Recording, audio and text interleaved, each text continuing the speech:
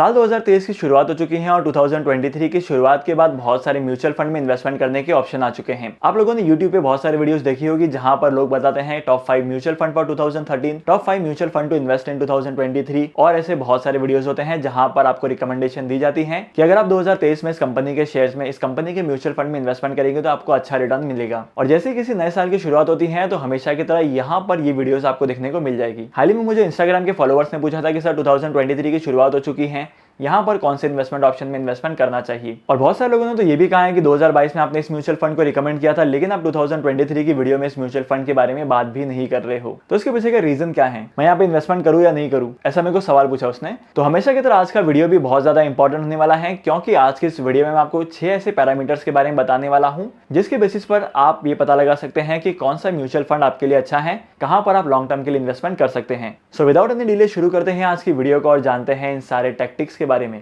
तो सबसे पहला फैक्टर है पास्ट रिटर्न का। अगर हम लोग किसी भी कंपनी के शेयर में इन्वेस्टमेंट करते हैं या किसी भी म्यूचुअल फंड में इन्वेस्टमेंट करते हैं तो सबसे पहले इन म्यूचुअल फंड्स के पास्ट रिटर्न या इन कंपनीज के पास्ट रिटर्न को चेक करना बहुत ज्यादा इंपॉर्टेंट होता है। मैं ऐसा नहीं कहता कि किसी म्यूचुअल फंड ने 3 साल में या 5 साल में एक्सपोनेंशियल रिटर्न दिए हैं तो आपको यहाँ पर इन्वेस्टमेंट करना है। अगर आप किसी भी म्यूचुअल फंड के पास्ट रिटर्न को ऑब्जर्व करते हैं तो यहाँ पर आपको ये पता लगता है कि वो म्यूचुअल फंड नेगेटिव सिचुएशन में कैसे परफॉर्म करेगा, जब मार्केट में क्रैश आएगा तो आपको कितने अच्छे रिटर्न दे सकता है और इस म्यूचुअल फंड में इन्वेस्टमेंट करने की स्ट्रेटेजी कितनी ज्यादा स्ट्रॉन्ग है। जब भी हम लोग म्यूचुअल फंड में इन्वेस्टमेंट करते हैं तो सबसे पहली लाइन हमें ये पता होनी चाहिए कि mutual funds are subject to market risk. कोई भी पता नहीं कर सकता है कि आने वाले टाइम पीरियड में कौन सा म्यूचुअल फंड अच्छे रिटर्न देगा और कौन सा म्यूचुअल फंड कितने ज्यादा नेगेटिव पॉइंट से गिरेगा। तो जब कभी भी आप किसी भी म्यूचुअल फंड में इन्वेस्टमेंट करेंगे तो आपको उन म्यूचुअल फंड के पास्ट रिटर्न को ऑब्जर्व करके ये पता लगाना है कि ये फ्यूचर में अगर ऐसी कंडीशन आती है, फ्यूचर में मार्केट क्रैश होता है तो ये कैसे परफॉर्म करेंगे। इसके बाद सेकंड इंपॉर्टेंट पॉइंट पर चलते हैं और सेकंड इंपॉर्टेंट पॉइंट है फंड साइज। किसी भी कंपनी का असेट अंडर मैनेजमेंट। किसी भी म्यूचुअल फंड में इन्वेस्टमेंट करने से पहले हम लोगों को ये ध्यान में रखना है कि जिस किसी भी म्यूचुअल फंड में आप इन्वेस्टमेंट करोगे उसका जो फंड साइज है वो कम से कम ना हो, क्योंकि अगर किसी म्यूचुअल फंड का जो फंड साइज है वो कम होता है तो इसका मतलब ये होता है कि अगर आपको फ्यूचर में कभी रिक्वायरमेंट पड़ी और अगर आप अचानक से विड्रॉ करते हैं तो इन विड्रॉवल का लिक्विडेशन होने में बहुत ज्यादा टाइम लग सकता है। मैंने ना पिछले 1 साल में मार्केट में से बहुत सारे म्यूचुअल फंड्स को ऑब्जर्व किया है जहां पर पर्टिकुलर म्यूचुअल फंड्स के यूनिट को सेल करने के 1 महीने बाद भी उसके अमाउंट का सेटलमेंट होता है, क्योंकि इन सारे म्यूचुअल फंड में लिक्विडिटी है नहीं, तो लिक्विडिटी ना होने की वजह से फंड्स को बेचना बहुत ज्यादा मुश्किल होता है। वहीं पर अगर आपने किसी ऐसे म्यूचुअल फंड में इन्वेस्टमेंट किया है जहां पर उसका जो फंड साइज है वो ज्यादा है, अगर आप अपने यूनिट को सेल करेंगे तो आपका जो अमाउंट है वो 1 से 2 दिन में ट्रांसफर कर दिया जाएगा आपके बैंक अकाउंट में। इसके अलावा फंड साइज को लेकर एक और इंपॉर्टेंट चीज है कि अगर किसी कंपनी का फंड साइज कम है तो यहाँ पर बहुत ज्यादा आपको नेगेटिव फॉल दिखाई दे सकता है, क्योंकि मार्केट में ऐसा अक्सर होता है कि बड़े बड़े जो इन्वेस्टर्स होते हैं वो अपने इन्वेस्टमेंट के स्टेक को एक साथ विड्रॉ करते हैं और एक साथ इन्वेस्टमेंट करते हैं, मतलब बल्क अमाउंट में। तो अगर आपने किसी ऐसे म्यूचुअल फंड में इन्वेस्टमेंट किया होगा जिसका असेट अंडर मैनेजमेंट जो है बहुत ही कम होगा तो ऐसी सिचुएशन में आपको बहुत सारी प्रॉब्लम्स फेस करनी पड़ सकती हैं। तीसरा इंपॉर्टेंट फैक्टर है फंड की एज, मतलब जिस म्यूचुअल फंड में आप इन्वेस्टमेंट कर रहे हो वो म्यूचुअल फंड की एज क्या है, कितने साल से मार्केट में वो म्यूचुअल फंड एग्जिस्ट करता है और यहाँ पर आपको कितने रिटर्न्स कमाने को मिलते हैं। बहुत सारे म्यूचुअल फंड ऐसे हैं जिन्होंने 5 इयर्स में अच्छे रिटर्न दिए हैं लेकिन 3 इयर्स में अच्छे रिटर्न नहीं दिए हैं, और कोई तो ऐसा है जिसने 1 साल के टाइम पीरियड में अच्छा परफॉर्म नहीं किया है।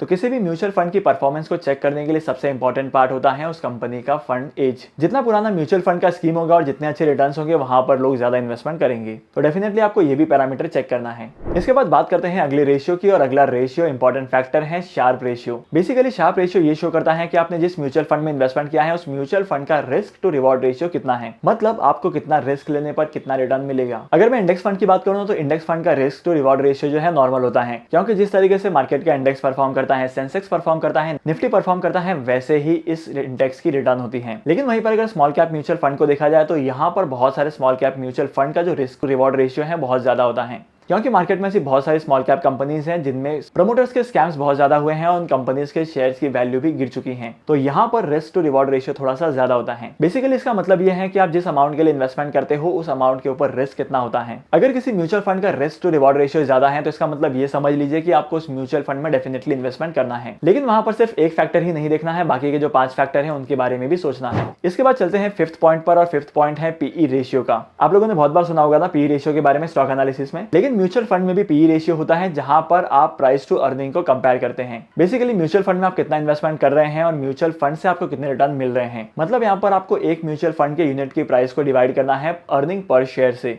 मतलब अर्निंग पर यूनिट से आपको आपका पी रेशियो मिल जाएगा। स्टॉक्स की तरह अगर किसी भी म्यूचुअल फंड का पी रेशियो ज्यादा है तो इसका मतलब ये है कि आपको पैसे कमाने के लिए ज्यादा अमाउंट का इन्वेस्टमेंट करना पड़ेगा, या इसका मतलब ये भी हो सकता है कि करंटली इस म्यूचुअल फंड की जो वैल्यू है वो ओवर वैल्यूड है। तो यहाँ पर आपको बच के रहना है। और सेकंडली जिस म्यूचुअल फंड स्कीम का पी रेशियो कम होता है वहां पर आपको डेफिनेटली इन्वेस्टमेंट करना है, क्योंकि ऐसी कंडीशन में आपको रिटर्न अच्छे मिलते हैं और इन्वेस्टमेंट भी कम अमाउंट का करना पड़ता है। अगर मैं आसान भाषा में कहूं तो पी रेशियो का मतलब होता है प्राइस जस्टिफिकेशन। मतलब आप जो भी इन्वेस्टमेंट कर रहे हैं म्यूचुअल फंड में उस प्राइस के लिए आपको जस्टिफाइड अमाउंट ऑफ यूनिट मिल रहे हैं कि नहीं। इसके बाद बढ़ते हैं आज के आखिरी पैरामीटर पर, और सबसे आखिर में आता है म्यूचुअल फंड का अल्फा।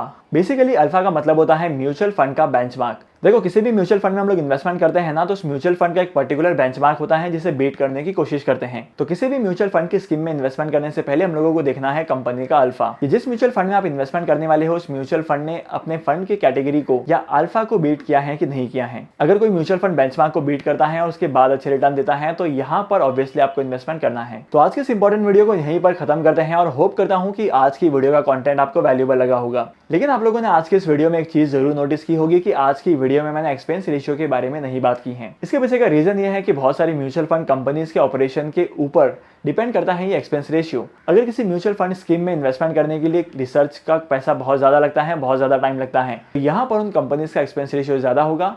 और जिस किसी भी म्यूचुअल फंड स्कीम में इन्वेस्टमेंट करने के लिए रिसर्च करने की उतनी जरूरत नहीं पड़ती है, तो कंपैरेटिवली उनका एक्सपेंस रेशियो जो है वो कम होगा। और स्टॉक मार्केट में म्यूचुअल फंड में इन्वेस्टमेंट करने के टाइम पर जितने भी रिटर्न दिखाए जाते हैं वो एक्सपेंस रेशियो को माइनस करके ही दिखाई जाते हैं। तो मार्केट में ऐसे बहुत सारे लोग हैं जो कहते हैं कि म्यूचुअल फंड में इन्वेस्टमेंट करने पे इतने रिटर्न मिलते हैं, लेकिन इसके बाद में मेरे पैसे कट जाएंगे क्योंकि एक्सपेंस रेशियो कंपनी का होता है। लेकिन मैं आपको क्लियर बताता हूँ कि यहाँ पर ऐसा बिल्कुल भी नहीं होता है। जो रेट ऑफ रिटर्न आप स्क्रीन पर देख रहे हैं वो एक्सपेंस रेशियो को माइनस करने के बाद ही दिखाए जाते हैं।